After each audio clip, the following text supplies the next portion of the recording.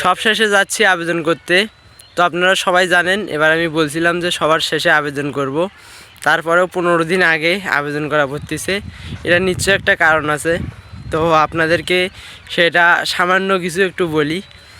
গতকাল রাত প্রায় 9:30 বাজে, তো বন্ধুবান্ধবের সাথে চা খাইয়া ফিরছিলাম। হঠাৎ করে রাস্তার ভিতর দেখা সেনাবাহিনীর একটা গাড়ি দাঁড়িয়ে আছে, রাস্তার আর কি টহল দিচ্ছে হয়তো বা যে কোনো কাজে তারা ছিল।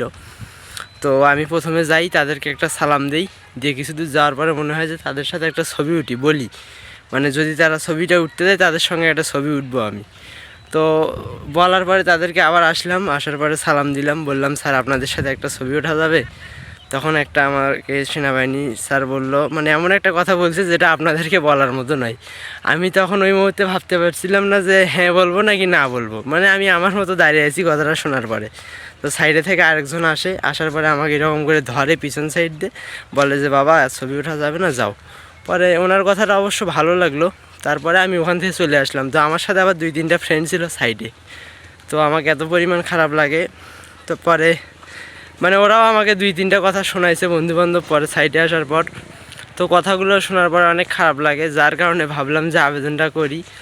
মানে মানুষের কাছে ছবি ওঠার থেকে যদি নিজ ওই পর্যায়ে যাইতে পারি, এইটা আর কি ইচ্ছা। সবাই আমার জন্য দোয়া করবেন যেন আমার ইচ্ছাটা পূরণ হয়, যে নিজেই পোশাক পরে বসে থাকতে পারি।